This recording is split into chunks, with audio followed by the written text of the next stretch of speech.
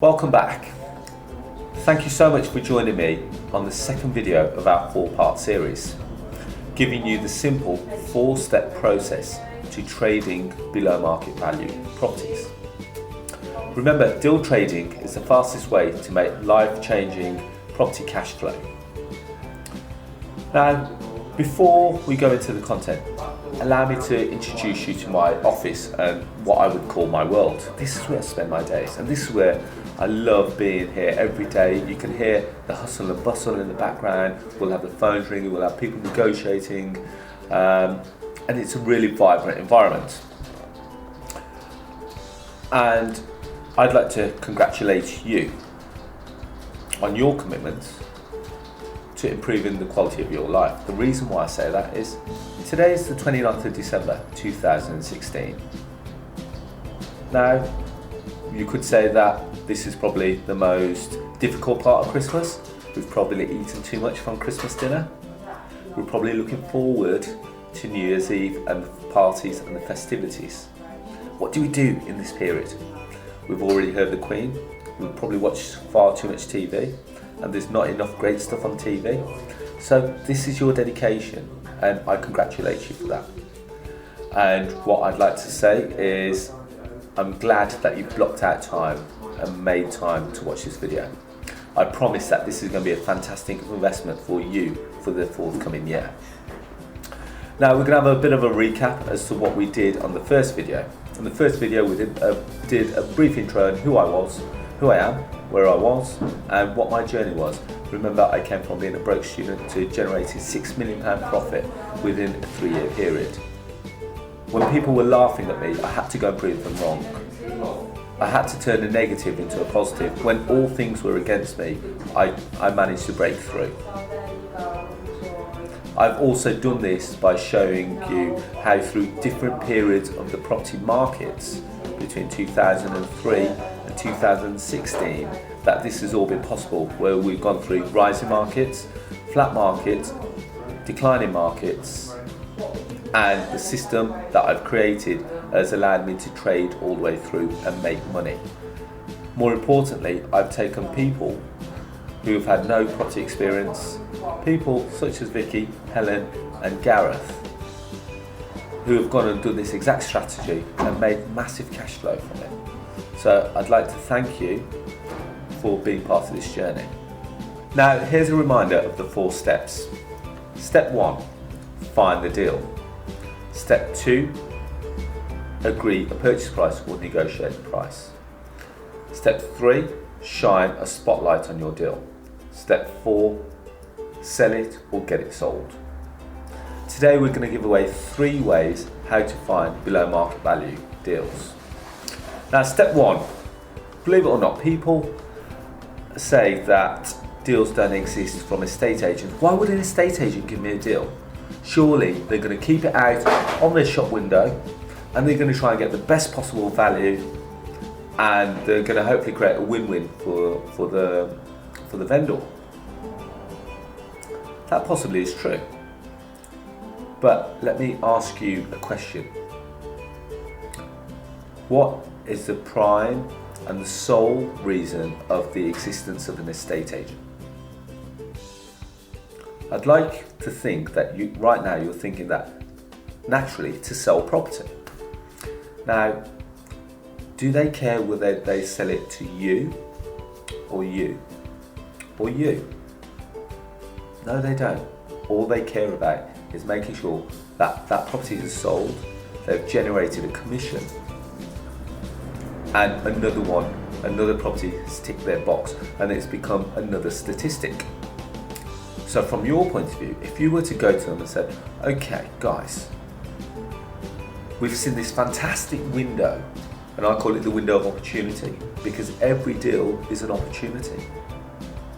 I'll say, I could find you buyers for each of these deals. How do you reckon an estate agent would act? What do you reckon their response would be?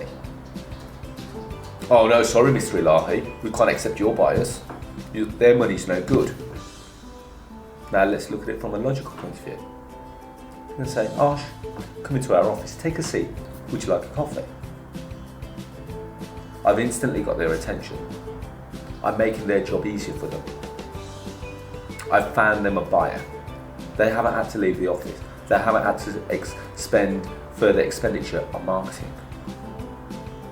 And more importantly, I've now got a relationship with someone that's going to be able to continuously bring me deals in, and I've now created my pipeline. So when people tell me that you can't do deals with agents, I completely disagree, because in the year of 2016, we traded 250 properties, and that was a mixture of direct to vendor, and that was also a combination of estate agents and letting agents too. And as a result of me keeping to my word, the deals keep coming and coming and coming. And all we do, we look at their deals, we find the deal, we agree a purchase price, and we shine a spotlight on it, and we sell it, which is again the 4-step process. The beauty about being an estate with the estate agent giving you deals, it's free. All you've got to do is speculate a bit of time to go and meet with that agent. Tell them who you are. Tell them what you're all about. Tell them how you can help them. And create a relationship where everyone's making money in the middle. They need your help. Even in a rising market, not all their properties are going to sell. Any agent that tells you that they've sold every property in their window is blatantly lying to you. Because every estate agent has got properties that they want to sell. There's properties that they may not be able to shift. There may be properties that are unmortgageable. There may be properties that may be slightly overvalued. There may be stale properties. But the fact is that with the right negotiation and the right technique, you can be able to do a deal on every single one of them. The key to success is nurturing the relationship. When I say that, go in, have a cup of coffee with them, take them a box of donuts, see them regularly. More importantly, buy them gifts. Now, we're at a time at Christmas. How many of you guys actually went to see your agents and said, guys, I tell you what, it's been a great year. I'm hoping that we can do some fantastic deals in 2017. Here's a token of my appreciation. Now, if you take that in for a second, when an agent has a deal next year, they're going to think, well, who did I do good deals with in 2016? But more important, who are they going to remember? They're going to remember the people who have rewarded them. And we've got a letting agency, which you should be able to hear the phone ring in the background. Now, our landlords have been coming in with bottles of champagne, chocolates, gifts, flowers for the girls, gift vouchers for the girls. Now, the reason they've done that, it's not because they're nice people, which I actually believe my landlords are. It's because they want us to continue the great service that we've provided them with in 2016, making sure that their properties are occupied. And it's the same with estate agents. Have a think about that. Now, the second tip is aging. Now, when we talk about aging, the name of it actually explains itself. It's about looking through old newspapers.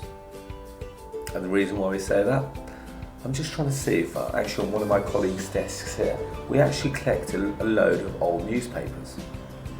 And I'll tell you what, actually I think we've got something here. No, sorry, it's a load of inquiries. Okay, so what you should be doing is buying a load of local newspapers, predominantly ones that have got property sections in. Because the way that you can do it is almost like a filter process. Now, if you, providing that you collect them, you keep them to one side, in the back of the property section, you will naturally get lots of people selling their properties. So in Wolverhampton, for argument's sake, we've got a classified section that says properties for sale. And there'll be lots of vendors, homeowners, who have got properties that they're looking to sell privately. So house for sale, 3-bed semi, £125,000, etc. And it'll have their phone number on. Now, they may not be motivated enough to deal with you today, just purely because they may be out to get full market value, and there's nothing wrong with that, and we wish them every success. But what happens if they don't sell it within their desired time frame? Now, what we can do, we can use that as a point of reference to come back to within 2, 3, maybe 4, even 6 months. And as a result of that, we can start calling them. Now, just imagine that you're the vendor. Now, I call you 4 months after your property has been advertised. Hello, Mr. Vendor. Hi, my name's Mr. Ilahi. I noticed that you had your property for sale a while back. Do you mind if I ask, did it sell? Well, it might be a timely call, Mr. Ilahi, because unfortunately we're getting itchy feet, or it hasn't sold, or it didn't get the desired effect that we expected. Do you reckon 4 months down the line, there may be some more motivation? Do you reckon there may be some more pain?